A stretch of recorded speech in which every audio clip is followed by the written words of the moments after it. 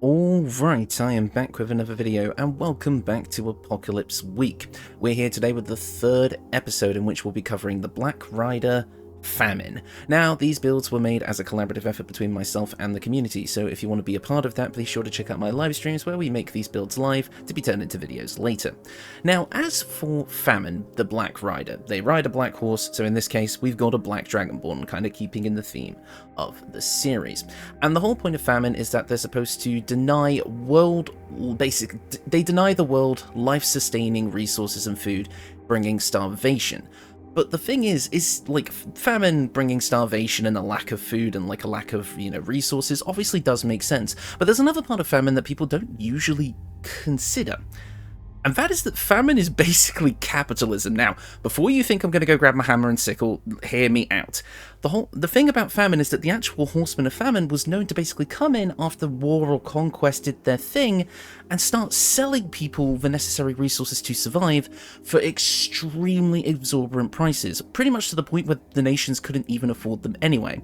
So not only are the resources that were there crippled by war and conquest, famine then swoops in later to make the situation even worse by removing all of the nation's wealth and, well, money, I guess. Wealth and money, I mean, that's the same thing, I've just said it twice, but you get the point. So, and then once they've sold them a pitiful amount of food and whatever else they need for an exorbitant amount of money, then that runs out, then the nation falls because there's literally nothing left. No people, no resources, no wealth, nothing.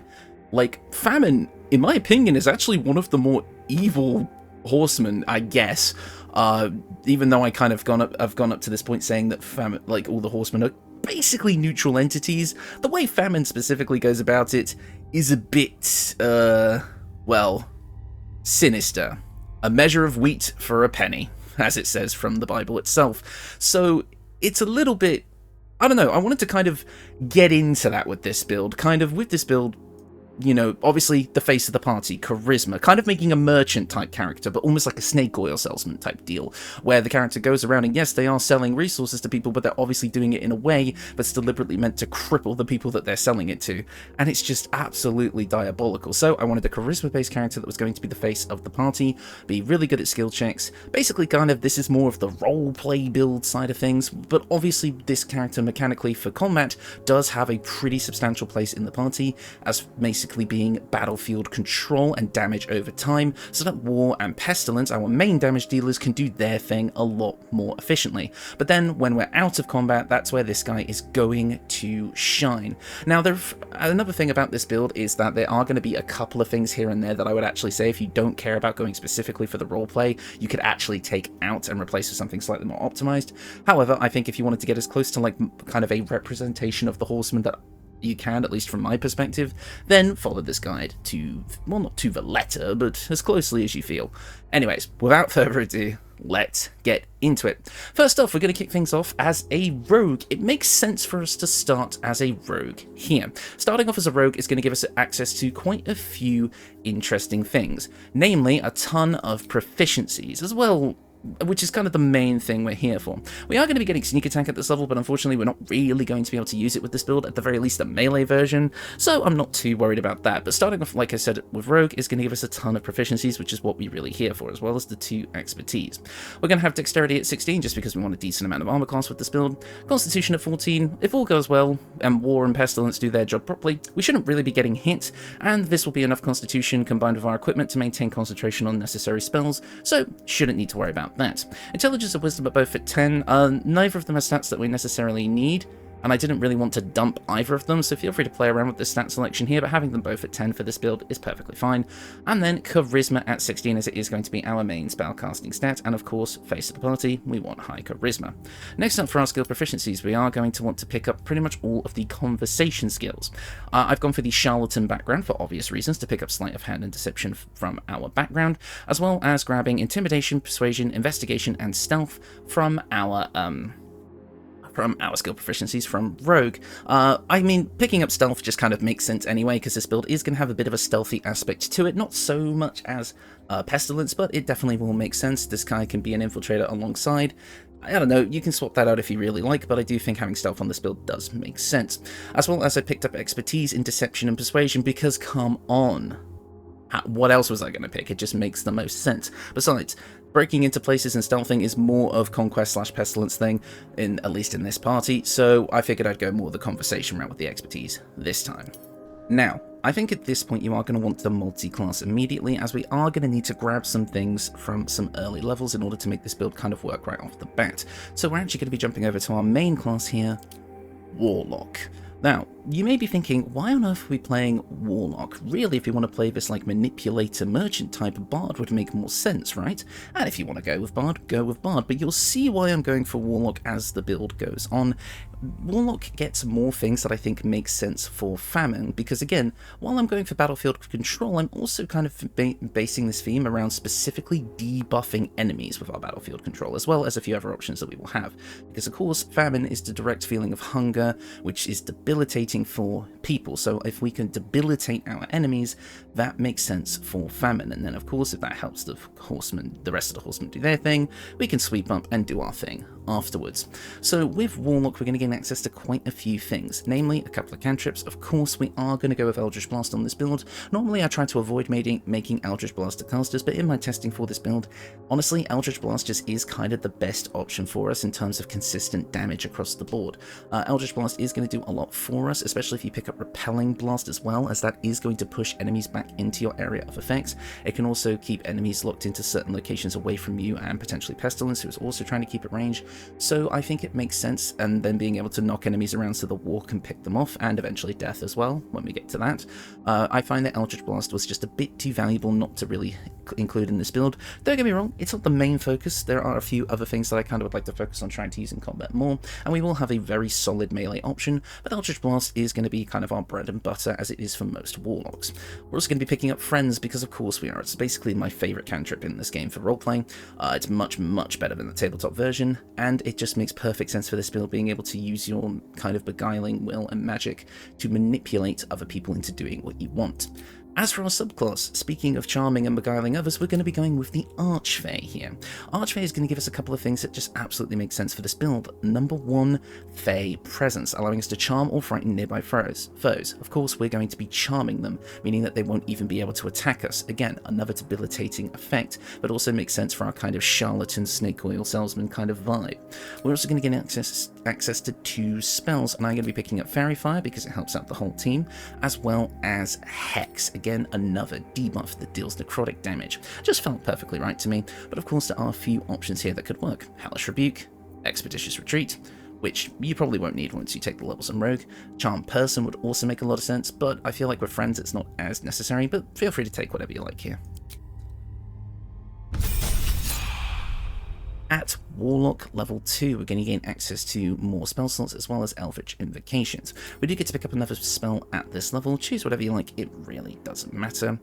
You could go for Sleep, as maybe they're so hungry that they can't even stay awake. Like I said, Charm Person is another option. Feel free to pick whatever you like. I am going to go with Sleep though.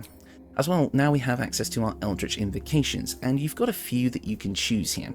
Obviously, Agonizing Blast is probably the first one I'm going to pick up, just because it is going to give us access to a higher damage Eldritch Blast. This is great for our early levels.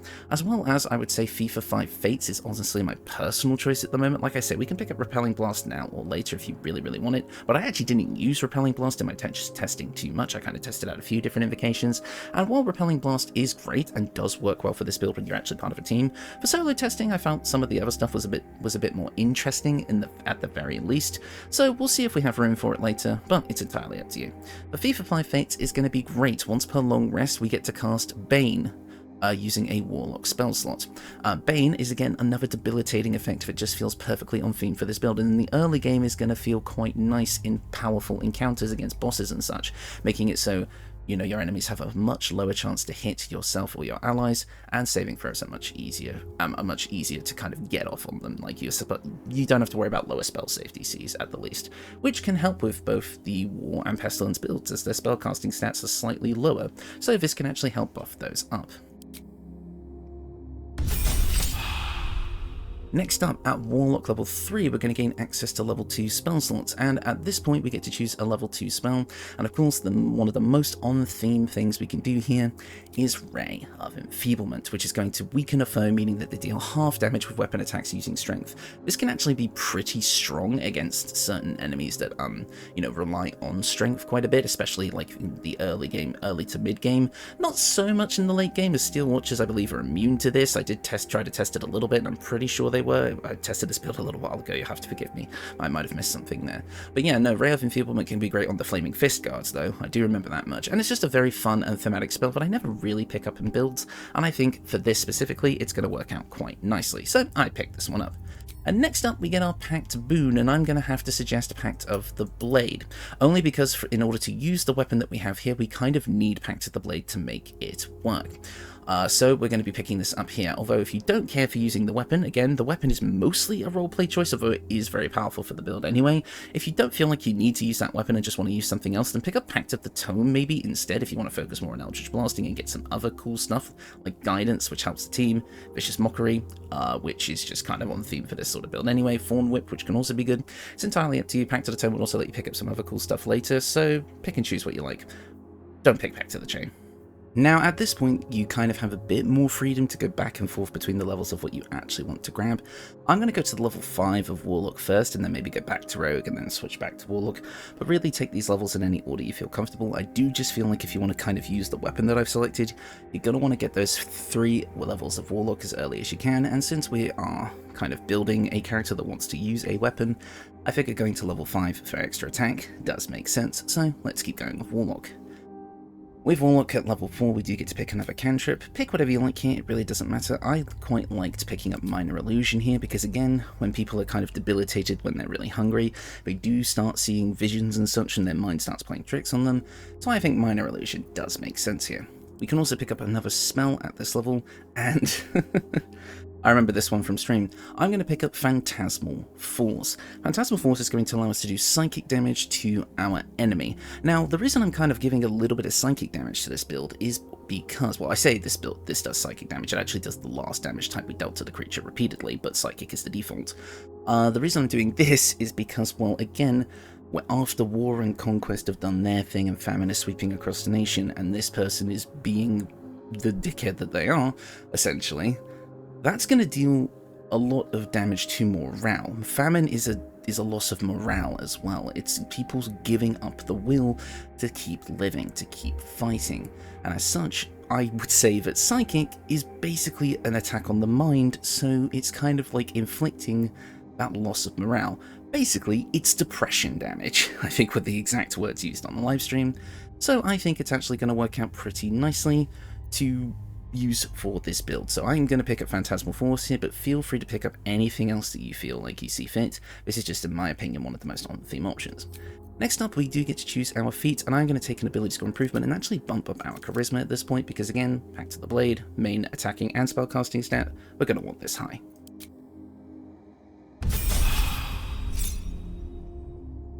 At Warlock level 5, we are going to be getting that Deepened Pact for extra attack. For our level 3 spells, we do have a couple of options, but I think it would be pretty silly of me not to take the spell, I should say, that has Hunger in the name. Hunger of Hadar. I'm going to be kind of flavoring this one as the literal embodiment of Famine itself in like spell form. Like, it is literally the feeling of hunger slowly seeping in as you start to feel your body weakening. You grow cold, and then your own body tries to eat itself in order to survive. So cold being cold, and that kind of like, you know, body kind of withering away is represented by the acid. It also creates a sphere that blinds enemies as well, and the area is considered difficult terrain, making them slowed. This is an incredibly powerful battlefield control spell that is the one I ended up using the most, which is fine because it's on theme for the build, but it just felt so good to use.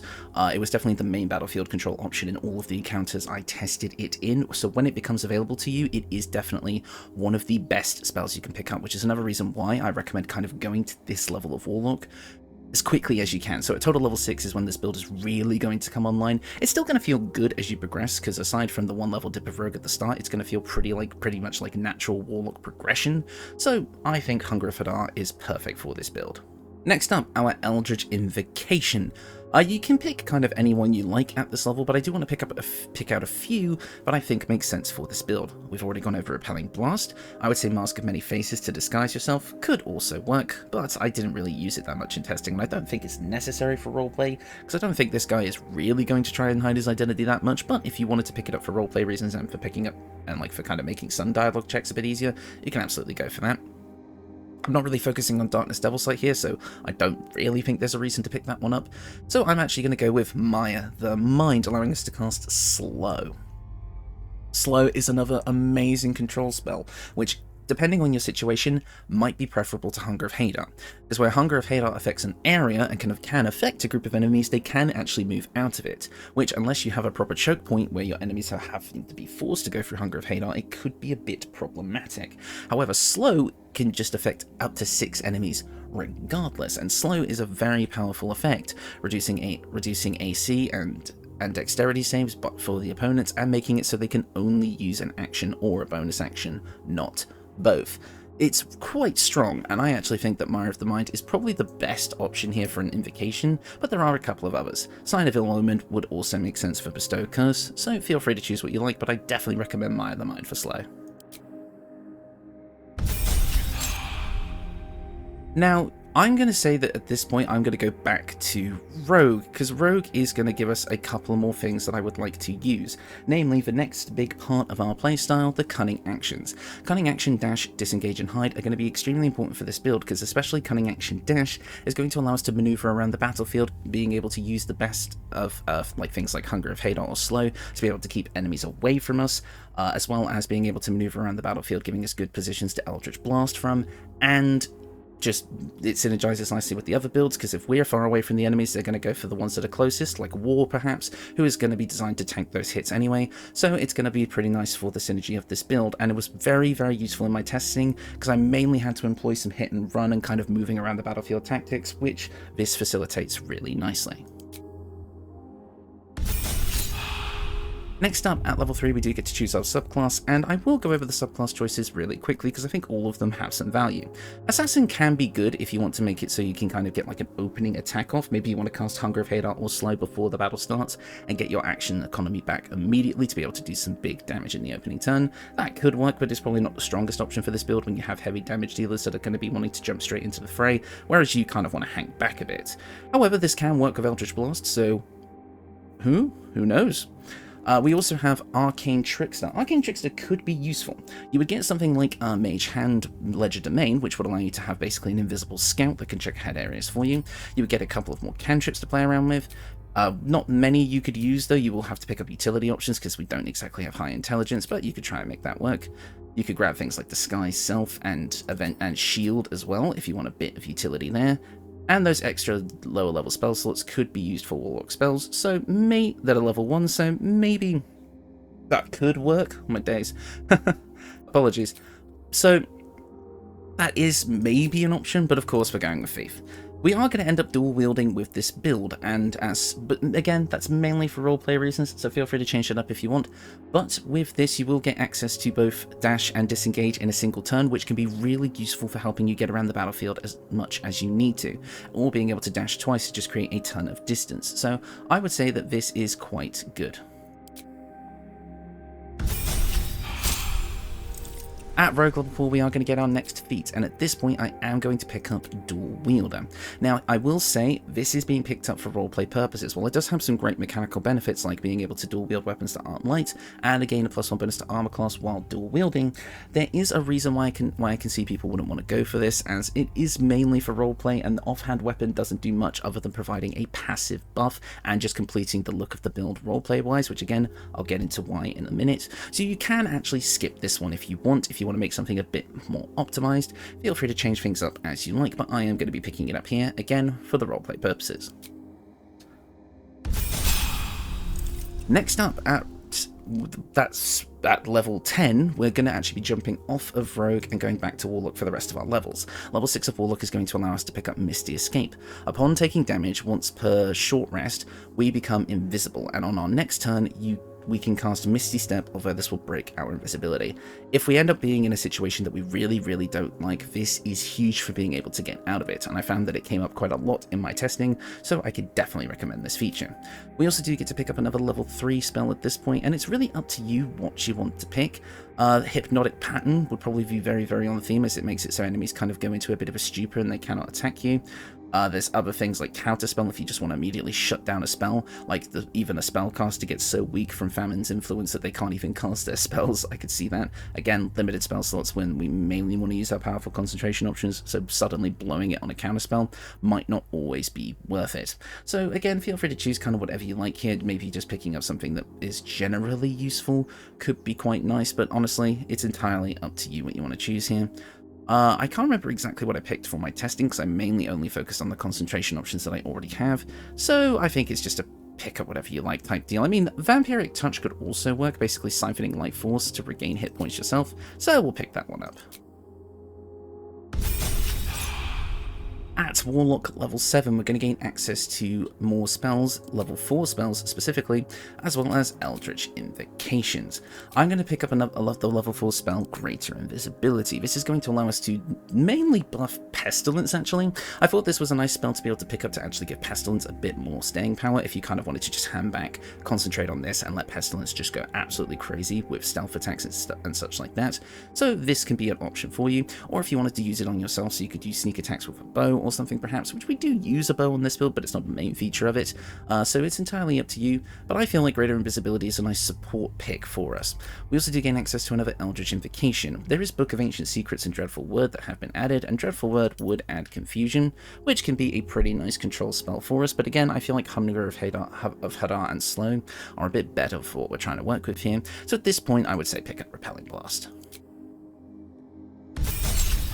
And finally, at Warlock level 8, our max level, we do gain access to another level 4 spell. It's entirely up to you what you want to choose here, it really doesn't matter. I quite like Dimension Door because it's a nice kind of teamwork spell that works nicely for us, and I can almost see like Famine as a character, just like after he's done the deed, and like everyone thinks, oh my goodness, he's given us the resources we need to live, and like the common folk like him, but the ones who have the money know exactly how bad it really is, and then he just kind of strides away through a door that opens up and just disappears into dust or something. I don't know.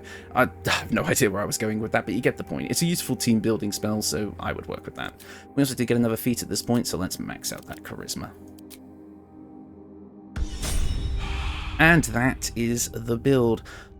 Overall, what you're getting out of this is a pretty standard Warlock for the most part. You are going to be getting powerful Eldritch Blasts, but you also do have a ton of ways to manipulate the battlefield. Slow and Hunger of Hadar are going to be extremely powerful for you. You're going to have multiple attacking options between Eldritch Blast and our Pact Weapon, which I will do now, before I forget. You also have a few ways to kind of manipulate people around you with friends, Fey Presence. There's a ton of awesome stuff here, and there's so much battlefield control and support that you are going to feel like a pretty valuable member of the party. But mostly this build kind of gets its theming from the equipment, so let's take a look at that now.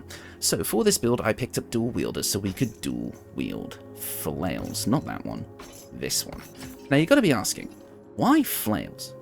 Well, this Famine themselves are actually known for holding a scale as kind of their main thing, because obviously they weigh the cost of things and all that, and kind of like the value of things, right? So they wield a scale. Of course, we don't have a scale weapon in this game, and whereas for War we were able to use his greatsword, and for Pestilence we were able to use the bow, we couldn't really. I had to kind of get a bit creative, so I actually decided that dual wielding flails was the closest thing to scales. So I thought it was kind of neat looking thematically, so I decided to go with it. Now obviously we need a Pact of the Blade for this reason, because Warlock and Rogue both do not get flail proficiency normally. So, and again, since I wanted to start with Rogue, I really wanted to make sure that we got our hands on those skill proficiencies, so we need a Pact of the Blade to give us proficiency.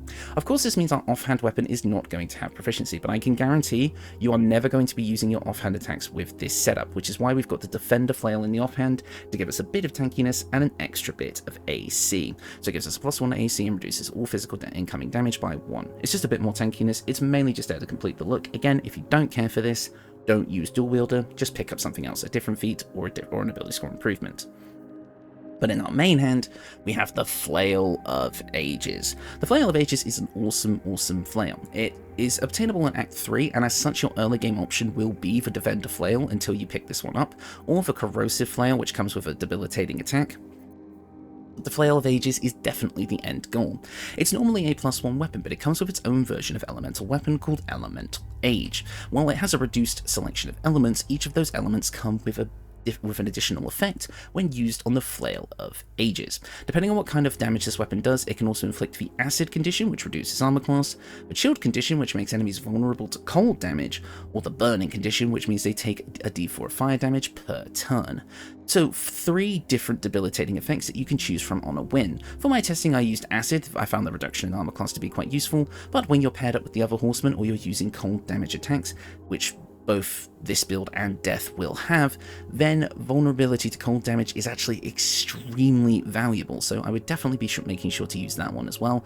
And Burning is okay, but probably not what I would use overall. Again, you could kind of flavor the like any sort of fire aspect here as like the burning of the crops that would bring famine, but it's entirely up to you. All 3 of these will work.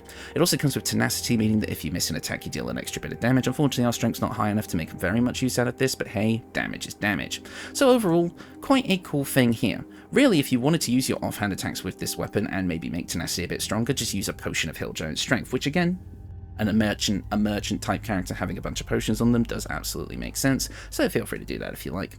We also have the Darkfire Shortbow here, just gives us a ranged damage option that we can use with sneak attack, gives us resistance to fire and cold damage, which in my opinion makes sense, and also access to haste if we want it. If we've used our 2 spell slots already on battlefield control, maybe we've dropped concentration or what have you, then haste on war, for example, would be very powerful, so it's just an extra buff to have around. But now, let's get into the equipment, because I know all of you have probably been waiting the whole video for me to explain, why does Guy have a hat? I know it looks a little bit goofy, but the more I looked at this kind of look, the more I loved it. I actually think the hat is one of the few things that can look good on Dragonborn, so let's talk about it. This is the Gibbous of the Worshipful Servant, aka, the Dark Urge's butler's hat, whose name is escaping me at the moment, which I feel bad about. At the start of combat, the wearer gains momentum equal to their charisma modifier. Momentum is going to give us more movement speed, but the main thing that we're getting from this is to gain advantage on concentration saving throws. So not only is this going to play into our hit and run playstyle where we're going to stay away from our enemies, we're also going to be able to gain advantage on our concentration with the stuff that we're going to be concentrating on, our battlefield control spells, which is huge.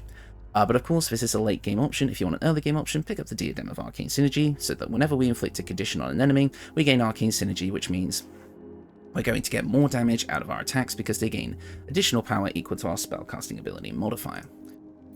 Next up, the Nymph Cloak. This is going to allow us to cast Dominate Person. At the end of the day, if we can't strike a deal with our natural good looks, we'll just control the person that we're trying to make a deal with. This is mainly just here as like an extra battlefield control option for when we need it. Again, we have limited spell slots, but it still felt on theme for the build, and somebody pointed that out to me during the live stream, so I thought, why not? Let's conclude it. Next up, the Elegant Studded Leather. Overall, just one of the better light armors we can grab for this build because we're stuck with light armor, as well as the fact that it just fits nicely with the kind of overall look that we're going for here. It feels like it feels practical, but still slightly smarter for like a traveling merchant type. We gain a +2 bonus to initiative rolls, which is always great. Advantage on stealth checks, which is also awesome, as well as shield, which is going to allow us to, once per short rest, give ourselves a big bump to our AC if things get quite dicey. Next up for our... but in the early game for this build, I forgot to grab the early game option for the armor here, but I believe any kind of early game light armor will work. My personal recommendation would be the Spider Silk armor, which would also give you advantage on those concentration saving throws, as well as a little bit of a buff to stealth. So pick up the Spider Silk armor in the early game and then swap to the Elegant Studded Leather later. Again, all links to the equipment wiki pages are in the description. Next up, the Gloves of Power. On a hit with a weapon attack, we can possibly inflict a negative 1d4 penalty to a target's attack rolls and saving throws. So for smacking someone with our flail, not only are we going to inflict whatever elemental condition we've picked, we're also going to be able to inflict Bane as well, which is quite powerful. Unfortunately, there is a DC for this, so there is a chance that it won't go off. So we also do have another option here if you want a slightly less generic effect, but one that is guaranteed to go off. We have the Gloves of Baneful Striking. Whenever you deal damage with a weapon attack, the target receives a negative d4 penalty to its saving throw against your next spell, which can be quite good. There is a bit of a bug with this weapon with these gloves right now. They do a little bit more than they're supposed to, but that's likely to get patched. So I'm not going to go into too much detail about it here. Basically, I think it applies a penalty to all saving throws at the moment, which is pretty good. But again, that will probably get patched, so don't rely on it for this build. This is just another option if you want to pick it up. And finally, the Boots of Arcane Bolstering. Each time we dash, which again we can do as a bonus action, we gain Arcane Charge for 2 turns. While threatened, the entity has a +2 bonus to damage with spells. Now, this makes it seem like that we have to be threatened. No. The enemy has to be threatened in order for this to work. So if we are firing our Eldritch Blasts at somebody who War is right next to, or Death or whoever, then this is actually going to make our Eldritch Blast do even more damage, and we could just do it by dashing once or twice as a bonus action, which is very, very powerful, so I would absolutely pick this up. Also, there is the option of the Spring Step Boots. Whenever we dash, we also gain momentum. This was another option to just make us absolutely zoom. We'd get momentum from the hat and the boots, which just means we could dash pretty much anywhere we like across the battlefield. So if you wanted to kind of play like a speedster type build, you could, but I would personally recommend the Boots of Arcane Bolstering instead, especially since both the gloves and the boots are early game. It's quite nice for this build. And finally, this whole build is coloured in the black and jade green dye. Unfortunately, no matter what dye I applied, the hat would not change colour, so the red and the green don't really match that much, so feel free to make this maybe like black and furnace red instead if you like, but I kind of wanted to go for like almost like kind of a sickly green colour in addition to the black, because I felt like that felt on theme for a build literally called Famine. Look at this guy. Absolutely fabulous with that thing on. Looks blooming awesome. I have just realised the hair clips through the back, but it kind of fits the design of the hat anyway, so I'm not too worried about it. Honestly, I think this build is kind of cool. I even went for like a slightly rounder face, I guess you could say, something that looks slightly less sinister so that he looks more trusting. I don't know, I just feel like this build is just really, really thematic and really fun to use. And like I say, the battlefield control options are great. Oh, I totally forgot about the accessories. My bad. We have the Face Semblance Amulet, which allows us to have advantage on Intelligence, Wisdom, and Charisma saving throws. Put whatever you like in the slot. This was just kind of a throwaway slot, but this is a useful effect, again, if you're going to be the face of the party, as saving throws are important. And this does really help against some nasty effects in the late game, such as things like being stunned, so I actually do recommend this one as it's going to help you maintain concentration. Ring of Arcane Synergy. When we cast Eldritch Blast, our weapons are going to deal more damage with Arcane Synergy. And finally, the Strange Conduit Ring. We're going to be concentrating pretty much constantly with this build, so being able to do more of that depression damage with each of our weapon attacks is nice and powerful. It's going to make our weapon attacks actually quite strong.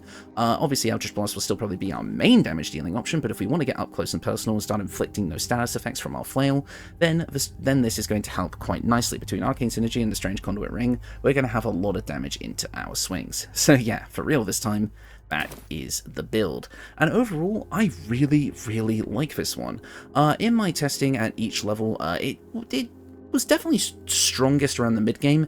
In the late game in solo testing, it did have a bit of an issue, but again, this build is meant to work with War and Pestilence and Death. Once those guys are on the field, this build will really shine. The battlefield control is going to come out of the woodwork. The eyes of our enemies will be more focused on the people who can tank for damage a bit better, especially War, which means that this build is going to be able to shine immensely, just firing off Eldritch Blasts left, right, and center, dealing massive damage with their battlefield control options, debilitating their opponents, and just being able to help out the whole team. But again, the real strength of this build is going to be when you're outside of combat and you're in the dialogue, and this build is going to be passing pretty much every dialogue-related skill check left, right, and center to be able to manipulate everyone around you into doing what you want. Personally, I really, really like this build. I think it's a perfect fit for Famine, at least in my opinion. Again, feel free to kind of give your suggestions of what you think would work. I know a lot of people are probably going to think that Bard would have been better, but Bard doesn't get a lot of the spells that I think would have really worked for this build, and it doesn't quite feel the same thematically. But again, feel free to do whatever you like there. Anyways, I believe that is going to do it for me. There's not much else to say here, other than the fact that we are, I think, 125 subscribers away from 10k, which is absolutely insane. Also, I will point out that it is now August, the charity event being hosted by my friend Red is going on now. I was quite happy to be on the live stream for day 1 of the charity event, where we already met the goal. The goal was £150 that we were trying to raise for charity, and I may have made a small contribution myself, but a couple of other people did also put in some money into the pot, and we already hit our 150 donation goal and went a little bit beyond. However, there is going to be continued incentives to keep donating. Hopefully more milestone rewards will turn up, as we kind of have to think of them now. But of course, since all of the milestone goals have been met, there's going to be a lot of extra fun things, including my extra campaign. I'm already going to be doing a BG3 themed D&D one-shot, which is going to go into Avernus after the events of the game. It's going to be really, really fun. I hope to kind of get like a trailer or like a primer ready for you guys soon. That's going to be on August 17th. And now, because a milestone goal has been reached, we are also going to be doing a bonus session of my personal favourite tabletop game, Call of Cthulhu, which I'm going to be writing a mystery for everybody with a little bit of a twist that you guys, I think, will extremely enjoy. So please swing on by to Red's channel during the month of August in order to make a small donation. And again, if you show up during the BG3 stream, you'll be able to make a small donation here and there to actually affect things in the campaign with a bit of wild magic, let's say. So I really think it's going to be a ton of fun. Anyways, that is going to do it for me for real now. Thank you all so much for watching, and I will see you all next time.